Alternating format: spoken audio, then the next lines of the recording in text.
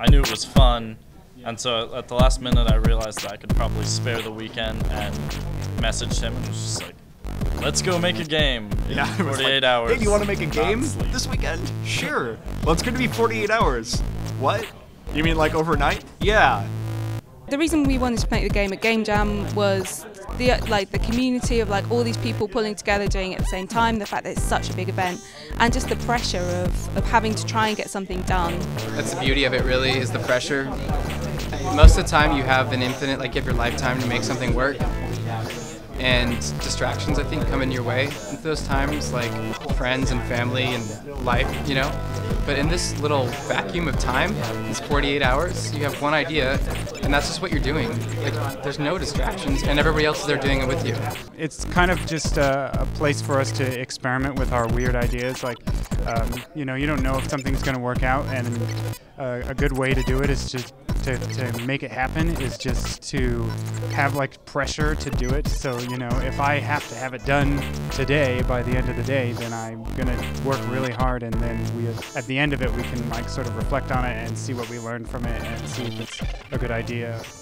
Should we make a combination of each? So yeah, I guess. Prefab them together, or do we want to make two sprites and put them next to each other? It depends on if we want to do some sort of transition, if it's a slide. Let's put them both together. We only have Happy. Is there set? Oh, they're there. Me and Nick are programmers by day, and Again's a graphic designer by day. I really love these guys because they make what I draw come to life and make it work and make it fun. As far as, since we're both programmers and we can really only write code one at a time, so we're doing kind of a extreme programming methodology, which would be one person's typing, the other person is both shouting direction and noticing typos and you know, arguing most of the time. And that seems to work pretty well. The prompt for Global Game Jam was a sound prompt, so it was just a beating heart. I started with an image of a heart and then drew this off of it. We put the heart kind of in the center, and then we built this grid system to allow us to place all the pieces down. It was kind of a pain right off the bat because we had to make sure it was these tubes were aligned with the grid. So there's a lot of just kind of, oh, move that over 3 pixels. And then after that, we built kind of a system that handles all the different logic for all the different flags for all the pieces, such as if it has blood in it. Then I animated it like this. And obviously the center is animated, but the tubes on the outlying sections can't move. And then after that, we worked on the logic to sort of pump the blood through the veins, which actually turned out to be fairly in-depth. Different blood spurts that I animated. There's 48 hours. You kind of start with nothing, and then you try to create the most you can. Basically, if you have any big problems, you're not going to be able to finish something. So a lot of the skill of doing a game jam, I think, is finding what problems that you're running into and then just diverting them. Instead of trying to fix it, you just move on to something else and you just kind of skip it. And then so you only just take the path of least resistance usually when you're doing it. We don't have the actual... No, they're in the doctors. Here, okay. I'll pull those in. So you know, I put the there's a couple viruses up there. There's the forceps and the cyborg. Nice. Okay. I really want to get the forceps in, but I know there's like 5 gameplay features that are that can drastically change the gameplay. Yeah. But we might not have time to get it. Yeah. Forceps to me is really important. We don't have the recycle either, right? The recycle tray. We have the button. We haven't put it in. Yeah. As soon as they pitched this first game, or this game idea that we were working on. It's kind of like, nah, card game, I'm not really into it. It's turned into something that I really, really like. And as an artist in general, you kind of have to do that. Sometimes you get a shitty job and you're like, I don't really want to do this. But then the more you put into it is the more you're going to get out. A lot of times with game jams, people in larger groups especially butt heads. And when you're not friends or even acquaintances, you don't know how to interact with those people and make decisions. And especially in the first 6 hours of the game jam, it's like kind of make or break. If you have a bad idea and half the team isn't wanting to do it, chances are you probably shouldn't be making that game. The game jam rules aren't very rule-like in that respect. It's a matter of, just forming groups. There's a few larger groups downstairs. I think there's even a couple solo groups. It's an advantage to meet new people and to network for sure, to do kind of the random group. You might, though, a few groups I think have imploded, so you risk having, not maybe having the best time. You have to play it to get that green square at least. This is rad. Yeah, it's kind of a floaty game. You can just keep on playing it. I totally could. The music is great. Did you write the music too? I didn't. I had Mr. Austin over there.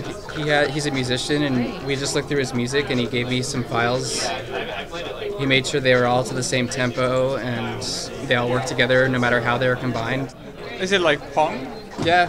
But insane? What did you use to make it? I use an engine called Luz Studio. Okay. It's a Ruby on Rails and OpenGL. Oh, cool. And so it's web? What's that? It's web? No, it's not actually. It could be though. But what do you need the Rails for?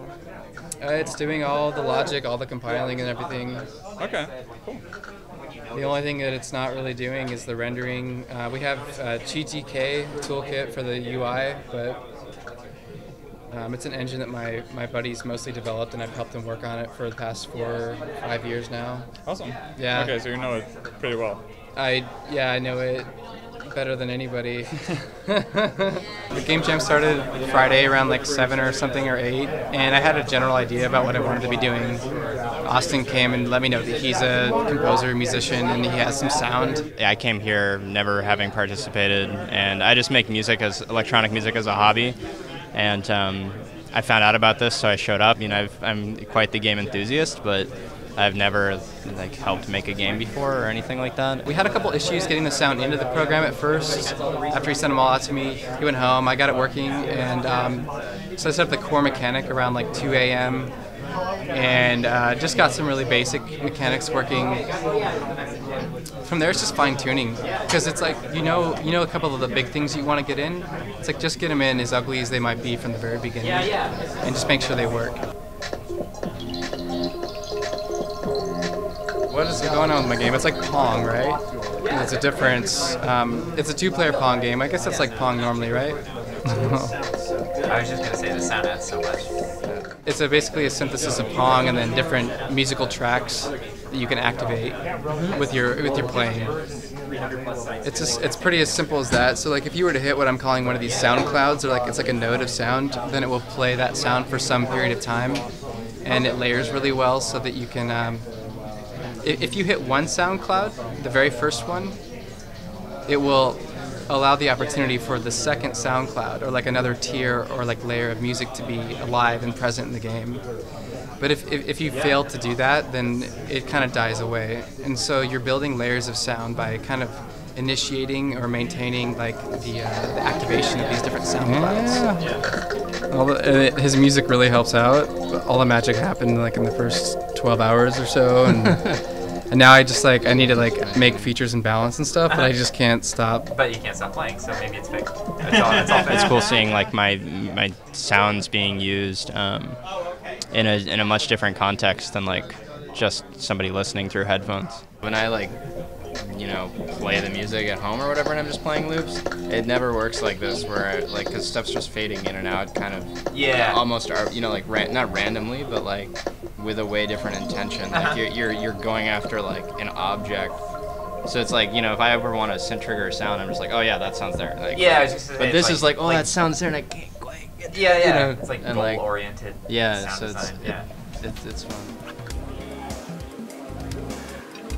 It turned out a lot better than I was expecting. I didn't really actually know what to expect from it. I mean, I knew that the visual effects would look cool. I wasn't really sure if it would be interesting or fun to play. It's a color picker platformer, so basically you have to get the blue gem, and the levels will rise as they're sinking. If you don't get the gem, then you'll eventually sink into the lava. But if you get the red gem, then you die, like you just did there. That was red? well, it was red originally, but the hues of the entire game are cycling over time. So it's kind of about your ability to recognize the relative color rather than the absolute color. So it's like most people have like the ability to, like if you think of music, most people have relative pitch, so they can tell like the difference between two notes, but they can't tell like if someone plays like a C, you can't recognize that it's a C. But with color, it's like that's blue. You see it and it's blue. But if you change it, it's a lot harder to say like that was blue when it was in the original color, but it changed keys or hues in this case. It's. So what am I trying to do here? So what you're trying to do is collect the blue gem. Okay. I got the blue one. Now what? Now you get the blue one again. I can do that. Now what? Just keep getting that same gem, but now it's a purple gem. And now it's a red gem. Or I guess, yeah, it gets a little confusing. It turns out that people aren't very good at identifying relative colors.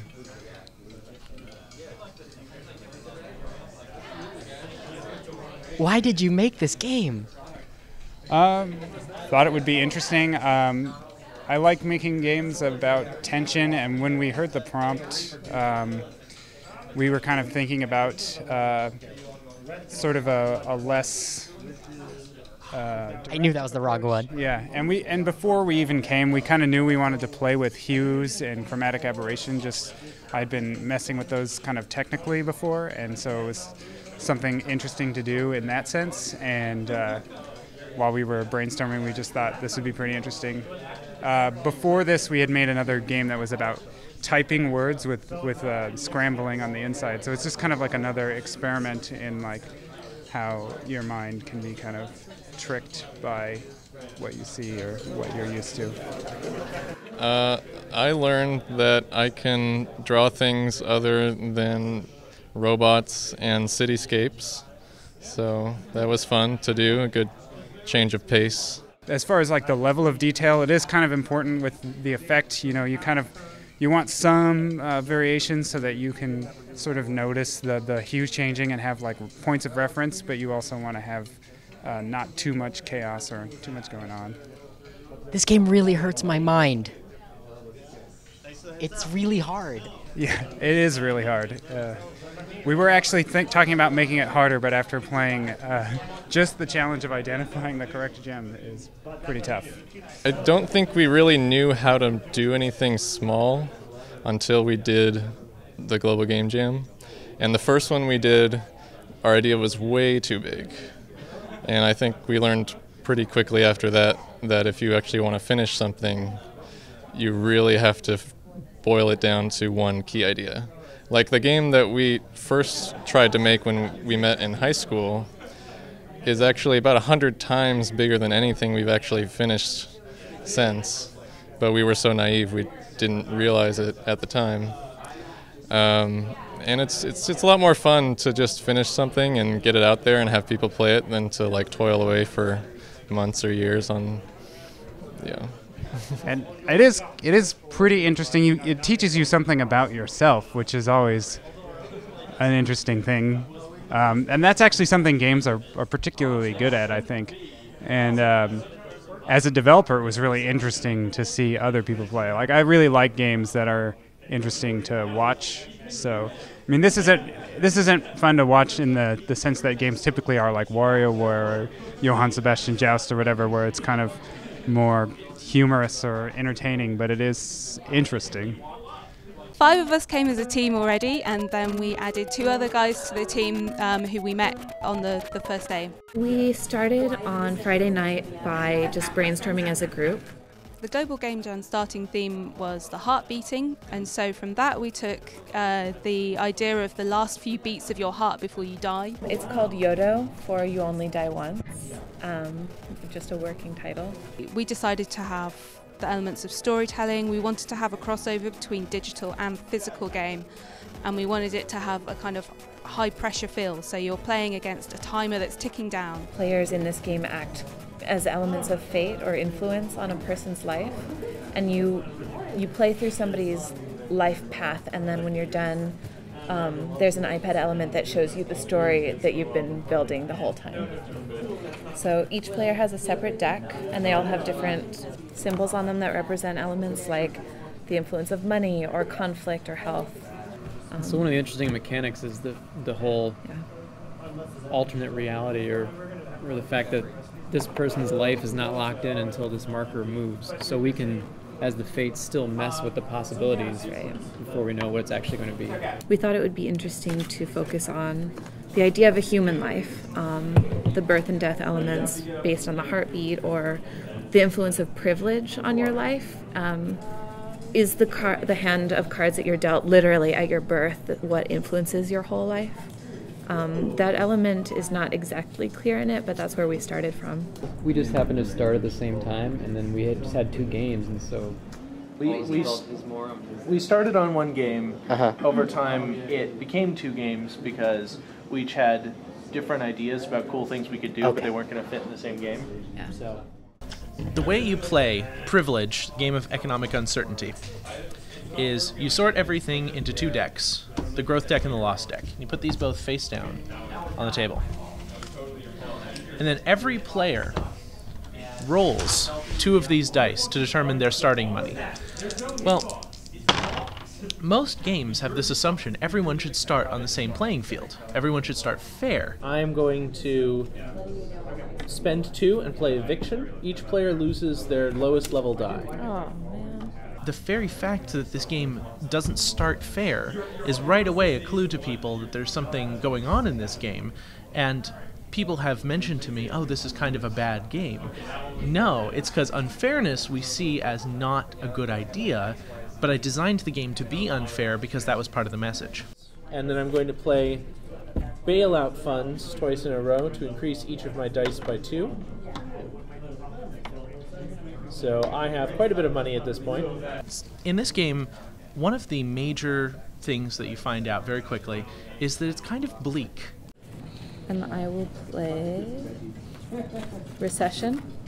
All right, so the next time taxes are incurred, everyone's paying a lot of money. Yes. It's not really a game that goes in saying you are all going to do just fine, everything will be just fine. It's not like Monopoly where success means you actually succeeded. The goal of the success in this game is to fail the least. +1 for each recession on the field. Which is 2. And then... I'm gonna be out. And then an economic bubble, so everyone pays 2 more. I'm defaulting on my student loans and all right. declaring and bankruptcy. People have suggested adding mechanisms by which you could help other people, or by which you could give yourself bigger bonuses to win, and that in turn shows me that the message I wanted to carry across, that this is a game about economic inequality, was really coming through. If people wanted to house rule that mechanism where the way to win was to lose the least away, by extension it means that that was something they found uncomfortable. And as a game that is supposed to provoke conversation, having a game that is uncomfortable to play, that is actually not fun, is more useful than having a game that is actively fun to play. Taxes are not incurred. Payday! So increased by 1. Yep. Your dice pool increases by 1. Fixed income, like senior. Yeah. Video games, if you try and sit down and play them and it's uncomfortable, you turn them off. But board and card games, because you're playing them with other people, you keep playing, which then gives you more opportunity to see how someone is affected by the game. There was a kind of a hairy moment for about maybe a couple of hours yesterday when it felt like maybe we weren't going to get anything together, but then it's all come together and we're really proud of the game we've made. On the first night we went from the idea to a prototype pretty quickly, and we spent the entire rest of Saturday iterating different versions, trying to figure out what was actually fun to play. There was one where you could stack cards on either side, and then you'd be able to slide them into place as a move for dominance. There was one where if you stacked a third one on top, it would knock that one out, and that would be out of play. So actually playing through them makes it so much more obvious, like you need more cards here, or this has to be in play longer, or if a player gets knocked out early, then it's no fun for them because they're sitting out the whole time. Or we had to give everyone their own individual deck. Right. Instead of deciding to just go with something we knew that worked but we didn't feel was super fun, we decided, no, actually, we are going to keep iterating. We're going to iterate one more time and just try out this one more thing, and then see if it made the game faster, and it did. And then it got to the point where we had to actually start creating the art and the symbols, so it was pretty much locked in by yesterday afternoon. But we just started with post-it notes and just started. I mean, the the concepts turned into the reality pretty quickly. Right.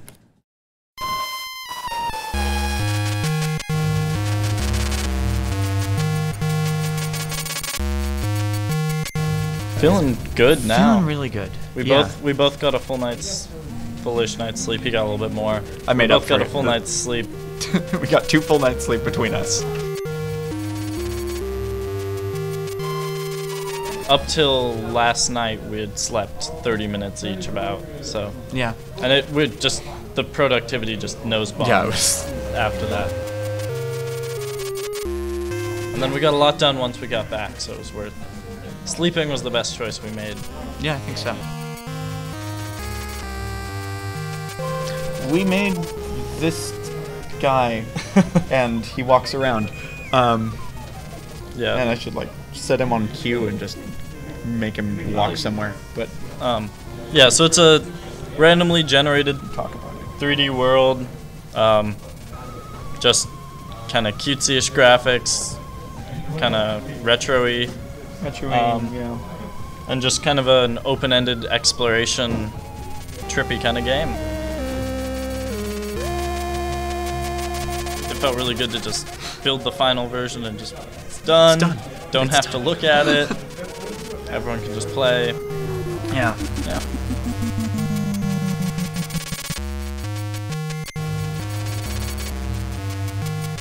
It was just interesting watching people play the game and see.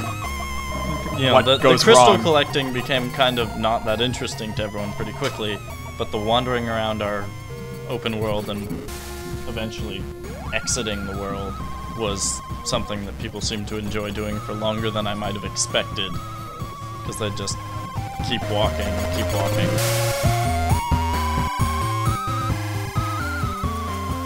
Developing games is often a very solitary experience and can go on for very long. It's really good to have the moral support and just the social interaction of actually creating something with other people who are also creating something. And then you get instant feedback because everyone wants to play your game, so. It's hard to find the time to get everybody in the same room to do something. You can get a whole lot more done when you do that. The pressure of having to try and get it done, even if it's shit at the end, that doesn't matter because you've got to hit that deadline. Really useful, it was really good. This is an opportunity to be like in a vacuum or like a time warp where you get to just make it happen. No excuses. I don't know, it's just a good excuse to get together and try to get as much as you can done. I'd say it's like, I don't know, the equivalent of maybe like 3 weeks or a month of work you can get done in a weekend. And I think replicating it on a larger basis, so like let's say you do it right in 48 hours, and that creates the opportunity to do it right for 2 months. It's a little microcosm, like a fractal nature. You do it right for a little bit, replicate it to a larger scale, replicate it to a larger scale. I learned all of the rigging things from other people around here, so that's something really nice. The animation stuff would have been really difficult on our own, and figuring out that I didn't like Maya also would have been really hard without other people. And talking through all the, you know, if I'm having a problem or if I just want to like explain how the engine works, really helps me work through what I'm doing in my head, and having people to socialize with to stop thinking about the game helps keep me from just losing like, your mind, just quitting and not having the interest, and just the social pressure of everyone working. It's like, oh well, we have to keep working because there's people here working. Yeah.